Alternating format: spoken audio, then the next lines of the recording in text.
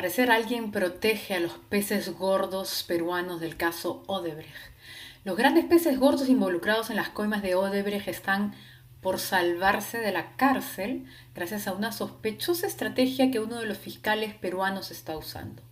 El asunto es este: si los peruanos queremos atrapar y meter a prisión a los corruptos peruanos, pues tenemos que sacrificar, meter a la cárcel o hacer pagar a los corruptos brasileros. No podemos tener ambas cosas, por una simple razón. Quienes tienen la información clave para meter a la cárcel a los corruptos peruanos son los corruptores brasileros. Y los corruptores brasileros han llegado a un acuerdo con la justicia brasilera para cantar todo lo que saben y lo que hicieron a cambio de ciertas protecciones y beneficios. Una de esas protecciones es que nada de lo que los corruptores brasileros confiesen de sus corrompidos podrá ser usado en su contra. Por lógica. Y la justicia brasilera cautela que eso se cumpla con cualquier país con el que colaboren los corruptores brasileros, porque así aseguran la información que los brasileros les brindan y con la cual han podido avanzar de manera importante en este caso de mega corrupción regional. A cambio de sus confesiones, entonces, un equipo de fiscales peruanos firmó un compromiso de inmunidad para los delatores. Así se les llama. Y gracias al cumplimiento de ese trato es que acá en el Perú pudimos saber que las campañas de Alan García en el 2006, las de Keiko Fujimori, Ollanta Humala, Alejandro Toledo y Pedro Pablo Kuczynski en el 2011 recibieron grandes sumas de dinero negro de parte de Odebrecht, así como también la campaña contra la revocatoria de Susana Villarán para la alcaldía de Lima. Estas informaciones nos fueron alcanzadas por los corruptores brasileros: Marcelo Odebrecht, Luis Mameri, Jorge Barata y Fernando Migliacci. Pero justo ahora que estaríamos a punto de obtener una copia de los archivos encriptados en los servidores de la llamada caja 2 de Odebrecht, es decir, donde está la información de la ruta de los pagos, cuentas bancarias, nombres, etc., de pronto se boicotea la colaboración con Brasil y estamos a punto de perder esta información que daría con la ruta exacta de depósitos y transferencias. Pero ¿quién está boicoteando y qué podemos finalmente hacer para poner tras las rejas a los mayores corruptores y corruptos políticos en nuestro país? Esto es lo que sucede. En la Fiscalía peruana, no se sabe bajo qué estúpido criterio, se ha dejado que se hagan dos tipos de acuerdos. Uno es el del equipo de la Fiscalía de Lavado de Activos que coordina el fiscal Rafael Vela y que recabó testimonios y pruebas a través de la cooperación judicial internacional bajo las leyes brasileñas y que ha logrado importantes avances para el Perú en pocos meses, interrogando a Barata, Odebrecht y Mameri. Y el otro es el del equipo especial de Lavajato dirigido por el fiscal Hamilton Castro, que no ha querido aceptar hacer las diligencias bajo el marco de la ley brasileña y que ha optado por un proceso de colaboración eficaz según las leyes peruanas. Y eso es lo que está evitando que los peruanos conozcamos las rutas del dinero y poder poner tras rejas a los peces gordos. En Brasil el Ministerio Público es uno solo e indivisible. En cambio, la Fiscalía peruana no. Mientras un equipo de fiscales recaba mejor y más información por la vía del acuerdo bajo colaboración de las leyes brasileras, el esquema del otro equipo, el de Hamilton Castro, lo obstaculiza. Y es que para que funcione el acuerdo y los corruptos brasileros colaboren dando información al Perú, los corruptores brasileros no pueden ser perseguidos ni procesados en el Perú. Y eso es precisamente lo que, coincidencia, se ha estado haciendo acá en el Perú.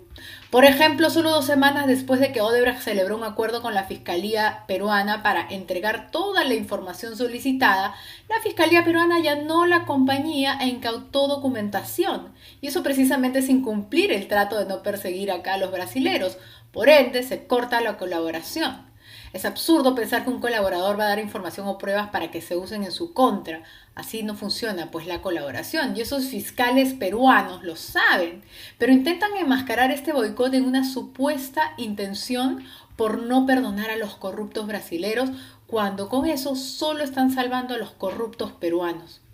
Y como ha explicado Gustavo Gorriti de IDL Reporteros, Hamilton Castro tuvo la oportunidad de hacer exactamente lo mismo respecto de los casos más amplios e importantes que maneja, es decir, tuvo la oportunidad de hacer un trato bajo las leyes brasileras y darle así a Barata la condición de delator premiado.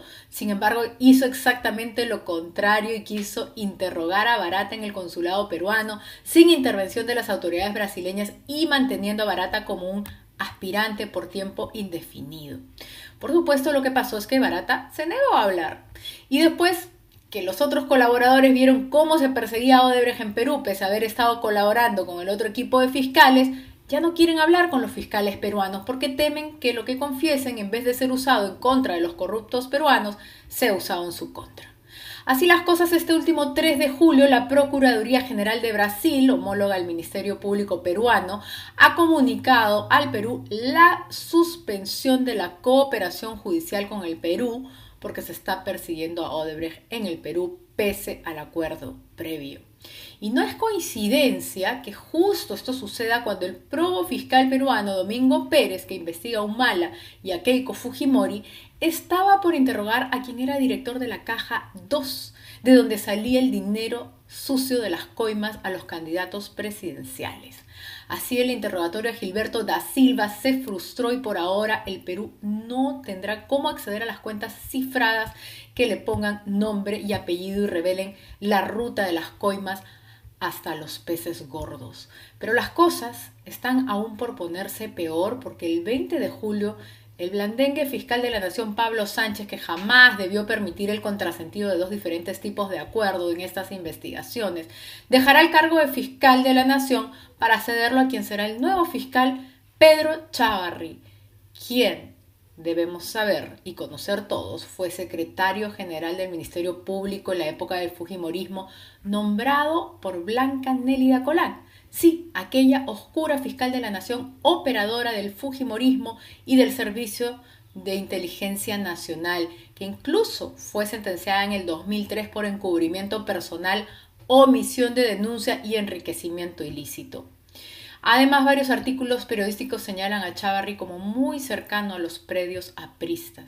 De hecho, Chávarri ya ha declarado que ningún fiscal es imprescindible. Así que hay que estar atentos y presionar porque no solo no se retire de las investigaciones al probo fiscal Domingo Pérez, que es además lo que Alan García está intentando hacer, sino porque de una vez y por todas la Fiscalía peruana opere bajo el mismo criterio de delación premiada bajo las leyes brasileras, que todos saben es la única forma de llegar con nombres y cuentas a nuestros corruptos peces gordos políticos. Si eso no sucede, será porque están siendo protegidos.